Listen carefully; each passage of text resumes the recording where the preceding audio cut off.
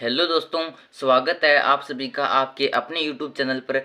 तो दोस्तों, आज के इस वीडियो में हम सीखने वाले हैं अवयव की जाति निकालना, यानी दोस्तों रैंक ऑफ ए मैट्रिक्स निकालना। तो दोस्तों, आज के इस वीडियो में हम सीखेंगे कि किसी भी अवयव की जाति किस प्रकार निकाली जाती है। तो दोस्तों, वीडियो में आगे बढ़ने से पहले आपसे एक छोटी सी रिक्वेस्ट है कि वीडियो को अभी से एक लाइक कर दीजिए और इस चैनल को सब्सक्राइब जरूर कर दीजिए। तो चलिए दोस्तों, सीखते हैं अवयव की जाति निकालना। तो दोस्तों, सबसे पहले तो हम ये देखते हैं कि अवयव की जाति को प्रदर्शित किससे करते हैं। तो दोस्तों, अवयव की जाति को प्रदर्शित करते हैं रो से, यानी दोस्तों रो का मतलब होता है जाति। और अगर हम ए अवयव की जाति निकाल रहे हैं तो यहाँ पर लगा देंगे इस प्रकार ए। इसका मतलब हो गया दोस्तों रो ऑफ ए, यानी ए अवयव की जाति। अगर यहाँ पर बी अवयव होता तो रो ऑफ बी लगा देते। अगर अवयव का नाम यहाँ पर सी होता तो यहाँ पर रो ऑफ सी लगा देते। इस प्रकार दोस्तों कहने का मतलब ये है कि अवयव की जाति को रो से प्रदर्शित करते हैं। और इस प्रकार तो ये तो होगी दोस्तों अवयव की जाति की कुछ बेसिक बात कि इसका प्रतीक क्या होता है। तो अवयव की जाति का प्रतीक होता है दोस्तों रो, और इसके अंदर जाति के अंदर जो ये ती की जो मात्रा लगती है ये छोटी लगती है। तो ये होती है अवयव की जाति। अब करते हैं इसका हल। अब सीखते हैं कि अवयव की जाति को निकाला कैसे जाता है। तो दोस्तों, अवयव की जाति के अंदर पहला स्टेप ये होता है कि चूंकि पहला स्टेप तो ये होता है दोस्तों कि चूंकि रो ऑफ ए यानी ए अवयव की जाति। अब दोस्तों आपको सबसे पहले तो यहाँ पर देखना होगा कि ये जो अवयव दिया गया आपको सवाल प्रश्न के अंदर, इसकी कोटि क्या है, यानी कितनी पंक्तियाँ हैं, कितने स्तंभ है। तो इसके अंदर 3 पंक्तियाँ हैं दोस्तों, 4 स्तंभ है। तो इसकी कोटि हो जाएगी 3/4, यानी 3 × 4, 3 पंक्ति है और 4 स्तंभ है। तो ये तो हो गई कोटि। अब दोस्तों यहाँ पर सबसे पहला स्टेप आता है कि चूंकि रो ऑफ ए छोटी होगी या बराबर होगी मिनिमम इस अवयव की कोटि के, यानी 3 × 4 के। तो दोस्तों पहला स्टेप तो ये आता है कि जो ये अवयव है इसकी जो जाति है यानी रो ऑफ ए छोटी होगी या बराबर होगी जो इसकी कोटि है इसके मिनिमम मान के। तो यहाँ से हम कह सकते हैं कि रो ऑफ ए छोटी होगी या बराबर होगी 3 और 4 में मिनिमम कौन सा है, यानी छोटा कौन सा है। तो इसके अंदर छोटा है 3, तो ये होगी 3। तो दोस्तों ये तो पहला स्टेप होता है हमारा अवयव की जाति के अंदर हल करते वक्त। अब दोस्तों हमें इससे इतना पता चल गया कि ये जो अवयव है इसकी जाति कितनी आएगी। तो दोस्तों इसकी जो जाति है वो या तो 3 आएगी या 3 से कोई छोटा मान आएगा। तो दोस्तों इतना तो हमें पता चल गया कि इसकी अवयव इस अवयव की जाति या तो 3 है या 3 से छोटी है। अब देखते हैं दोस्तों कि इसकी अवयव जाति 3 है या 3 से छोटी है। तो उसके लिए दोस्तों अगला स्टेप यहाँ पर ये आता है कि अब क्या करेंगे कि यहाँ पर 3 आया है तो हमें यही अंक लेना है। अब क्या करेंगे दोस्तों कि ये जो 3 है तो अब हम क्या करेंगे कि ये जो अवयव है इस अवयव के अंदर 3 × 3 क्रम की हम लघु सारणिक देखेंगे। और इसके अंदर 3 × 3 क्रम की लघु सारणिक देखेंगे और देखेंगे कितनी लघु सारणिक बनती है। वो सभी लघु सारणिक हमें छांटनी है और उनका हमें मान निकालना है। और अगर दोस्तों उन सभी लघु सारणिकों में अगर एक का मान भी नॉट इक्वल टू आ जाता है 0, यानी 0 के बराबर नहीं आता, कोई अलग मान आ जाता है, तो इसकी जाति दोस्तों 3 हो जाएगी। और अगर इस अवयव से बनने वाली 3 × 3 क्रम की जितने भी सारणिक हैं लघु सारणिक, उनमें अगर सभी का मान 0 के बराबर आ जाएगा तब इसकी जाति दोस्तों 3 नहीं होगी, यानी इसकी जाति या तो 2 होगी या 2 से छोटी होगी। तो वो दोस्तों आगे का स्टेप है। सबसे पहले तो हम ये चेक करते हैं कि इसकी जाति 3 है या नहीं है। तो उसके लिए मैंने आपको बताया कि ये जो अवयव है इसमें से छांटेंगे कि 3/3 की कितनी हमारी लघु सारणिकें बनती है। तो दोस्तों उसके लिए हम क्या करेंगे कि सबसे पहले तो इस स्तंभ को छोड़ देंगे, तो ये बन गई हमारी एक 3/3 की लघु सारणिक। उसके बाद 2 नंबर स्तंभ को छोड़ देंगे तो ये बन गई 3/3 की लघु सारणिक। उसके बाद इसको छोड़ देंगे, उसके बाद इसको छोड़ देंगे। तो इस प्रकार दोस्तों टोटल इसके अंदर 3 × 3 क्रम की 4 लघु सारणिकें बनती है। अब उनको लिखेंगे, उनके मान निकालेंगे। तो अब लिखेंगे अब लिखेंगे अवयव है ए से बनने वाले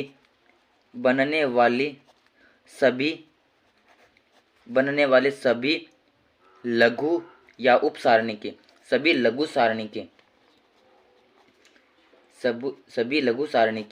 तो पहले सारणिक को दोस्तों नाम दे देते हैं A1, यहाँ पर लिख देते हैं माना। पहली को A1 नाम दे देते हैं। तो पहली के अंदर क्या करेंगे, और दोस्तों सारणिक का ये चिन्ह होता है और अवयव का ये होता है। तो सारणिक निकालेंगे तो पहले के अंदर क्या करेंगे कि एक नंबर स्तंभ को छोड़ देंगे, बाकी तीनों को लिख देंगे। तो मैं यहाँ पर दोस्तों इस एक को छोड़ रहा हूँ, बाकी इन तीनों को लिख रहा हूँ। तो मैं यहाँ पर लिख देता हूँ। तो ये हो जाएगा हमारी 3 9 माइनस का 3, फिर हो जाएगी 4 12 माइनस का 4 और फिर 3 9 और माइनस का 3। तो ये होगी A1। अब दोस्तों इसका मान निकालते हैं। अब दोस्तों हम देखते हैं कि ये जो पहला स्तंभ है, तीसरा स्तंभ है, तीनों एक जैसे हैं, यानी एक अनुपात में है। और दोस्तों हम एक जानते हैं जो हमने कक्षा 12 के अंदर पढ़ा था कि अगर किसी भी सारणी की दो पंक्तियां या फिर कोई दो स्तंभ एक जैसे आ जाते हैं या फिर समान अनुपात में आ जाते हैं तो उस सारणी का मान दोस्तों टोटल 0 हो जाता है। तो यहाँ पर ये दोनों एक जैसे हैं दोनों स्तंभ, तो इसलिए हम कह सकते हैं कि A1 का मान 0 होगा। तो पहली लघु सारणी का मान तो दोस्तों 0 आ गया। अब देखते हैं 2 नंबर लघु सारणिक। 2 नंबर लघु सारणिक। अब 2 नंबर के अंदर क्या करेंगे कि इसको तो हमने छोड़ दिया, अब क्या करेंगे इसको छोड़ देंगे, इन बाकी तीनों को लिख देंगे। तो मैं इसको छोड़ रहा हूँ, इन बाकी तीनों को लिख रहा हूँ। तो ये बन जाएगी हमारी, यहाँ पर ये बन जाएगी दोस्तों 1 3 माइनस का 1 4, क्योंकि 2 नंबर को तो छोड़ दिया, माइनस का 4 3 9 और माइनस का 3। अब दोस्तों हम क्या करेंगे, हम जानते हैं कि सारणिक के अंदर अगर कोई भी चीज़ कॉमन लेते हैं, तो कोई भी मान कॉमन लेते हैं तो वो पर्टिकुलर एक स्तंभ या एक पंक्ति में से कॉमन लिया जाता है। लेकिन अवयव के अंदर क्या करते हैं कि कोई भी चीज़ कॉमन लेते हैं तो वो पूरी अवयव में से कॉमन आता है। ये तो थी दोस्तों एक बेसिक बात। अब इस पर आधारित हम देखेंगे कि दोस्तों ये हमारा 3 नंबर स्तंभ है। हम क्या करेंगे 3 नंबर स्तंभ में से 3 कॉमन ले लेंगे बाहर, तो यहाँ पर बच जाएगा 1 3 और माइनस का 1। और हम दोस्तों देखते हैं कि ये जो पहला स्तंभ है ये 1 3 माइनस 1 है, ये भी 1 3 माइनस 1 बन जाएगा इसमें से 3 कॉमन लेने पर, यानी ये भी दोनों बराबर होंगे। तो फिर से इसका मान 0 हो जाएगा, क्योंकि हम जानते हैं कि अगर किसी भी सारणी के अंदर दो पंक्तियां या दो स्तंभ समान अनुपात में आ जाते हैं या एक जैसे आ जाते हैं तो उसका मान 0 हो जाता है। यहाँ पर ये दोनों समान अनुपात में है, ये 1 3 माइनस 1 है, जब इसमें से 3 कॉमन लेंगे तो ये भी 1 3 माइनस 1 बन जाएगा, तो इसका मान भी 0 हो गया। अब इसी प्रकार 3 नंबर लघु सारणिक देखते हैं। तो 3 नंबर लघु सारणिक, तो इसके अंदर क्या करेंगे कि इसको छोड़ देंगे, बाकी इन तीनों को लिख देंगे। तो 3 नंबर स्तंभ को छोड़ देते हैं, बाकी तीनों को लिख देते हैं। तो ये बन जाएगी दोस्तों हमारी, ये बन जाएगी 1 का 1 3 माइनस 1 3 9 माइनस का 3, 3 नंबर स्तंभ को छोड़ देंगे 3 9 माइनस 3। अब दोस्तों इसके अंदर फिर से देखते हैं कि यहाँ पर 2 नंबर स्तंभ 3 नंबर स्तंभ तीन दोनों एक जैसे हैं। तो हम जानते हैं कि जब दो स्तंभ या दो पंक्तियाँ एक जैसी आती है या समान अनुपात के अंदर आती है तो उसका मान 0 हो जाता है, तो इसका मान भी 0 हो गया। अब इसी प्रकार दोस्तों हम A4 निकालते हैं, यानी 4 नंबर लघु सारणिक, क्योंकि इसके अंदर टोटल 4 लघु सारणिक बनेगी। 4 नंबर के अंदर क्या करेंगे कि इसको छोड़ देंगे, बाकी इन तीनों को लिख देंगे। तो ये बना जाएगी दोस्तों हमारी, ये बन जाएगी हमारी 1 3 माइनस 1 3 9 माइनस का 3 4 12 और माइनस का 4। अब इसके अंदर दोस्तों हम जब ये जो 2 नंबर स्तंभ है इसमें से 3 कॉमन लेंगे तो ये बन जाएगा 1 3 और माइनस का 1, यानी दोस्तों यहाँ पर ये दोनों स्तंभ भी समान अनुपात में हैं। तो समान अनुपात के अंदर है दो स्तंभ, तो इसका मान भी 0 हो जाएगा। तो दोस्तों इस प्रकार A अवयव से बनने वाली सभी लघु सारणिकें, इसके अंदर टोटल 4 लघु सारणिकें बनती हैं 3 × 3 क्रम की। तो इन सभी का जो मान है वो 0 के बराबर आ गया। और हम जानते हैं कि अगर ये जो सारणिक है अवयव है इससे बनने वाली यहाँ पर 3 × 3 क्रम से बनने वाली जितनी भी लघु सारणिकें हैं अगर उनका मान 0 के बराबर आ जाएगा तो यहाँ पर इसकी जाति है वो 3 नहीं होगी, 3 से छोटी होगी। यानी दोस्तों यहाँ पर इन सभी का मान 0 आ गया, तो हम कह सकते हैं कि डेफिनेट रूप से इसकी जो जाति है वो 3 तो नहीं होगी।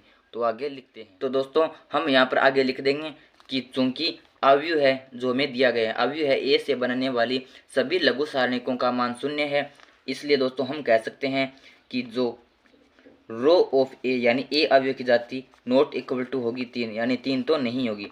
इसलिए अर्थात हम कह सकते हैं कि रो ऑफ A यानी A अवयव की जाति या तो छोटी होगी या बराबर होगी 2 के। अब दोस्तों इसकी जाति या तो 2 होगी या 1 होगी। अब हमें इतना कन्फर्म हो गया कि इसकी जाति या तो 2 है अब या 1 है। तो दोस्तों अब क्या करेंगे, कि यहाँ पर 2 है, तो अब हम क्या करेंगे कि फिर से यहाँ पर अगर 2 है तो अब यहाँ पर क्या करेंगे कि जो हमें ए अवयव दिया गया है उसके अंदर 2 इंटू 2 क्रम की हम लघु सारणी के देखेंगे जितने भी बनती है और उनका मान निकालेंगे।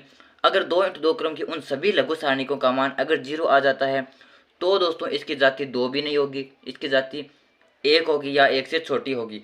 और 1 से छोटी तभी हो सकती है दोस्तों, यानी 0 किसी भी अवयव की जाति 0 तभी हो सकती है जब वो अवयव एक शून्य अवयव हो, यानी उसके अंदर सभी अवयव शून्य हो। लेकिन यहाँ पर हमारे जो अवयव दिया गया उसके अंदर सभी अवयव शून्य तो नहीं है, तो इसकी जाति शून्य तो नहीं हो सकती, या तो 1 हो सकती है या 2 हो सकती है या 3 हो सकती है।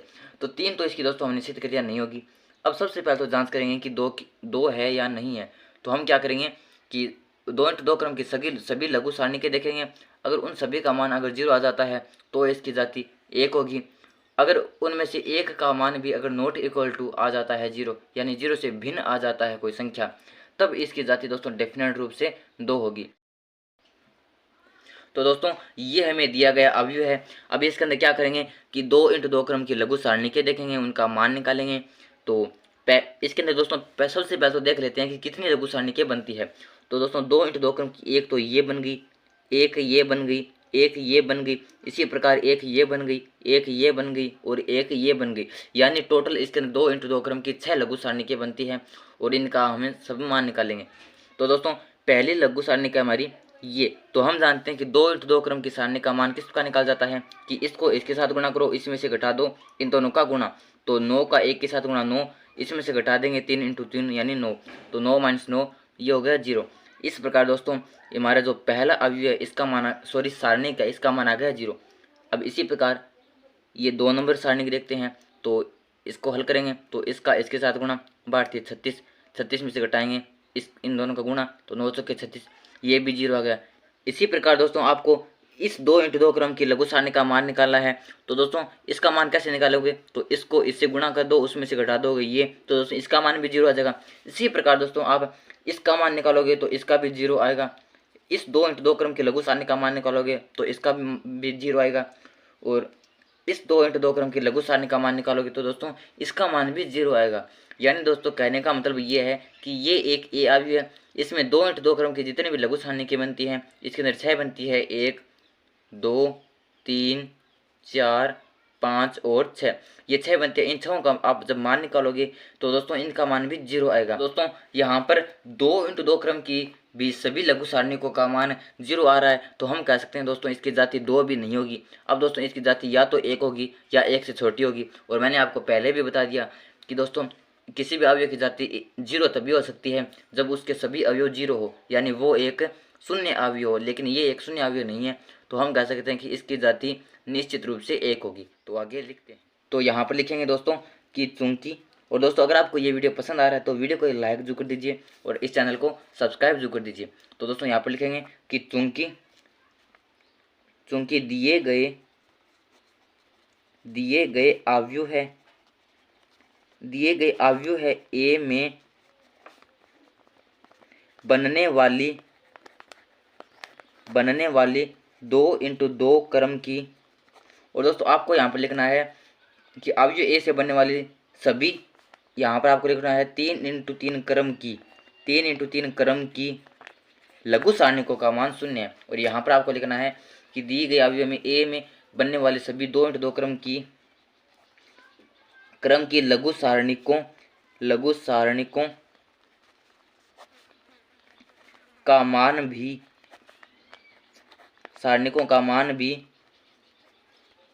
0 है।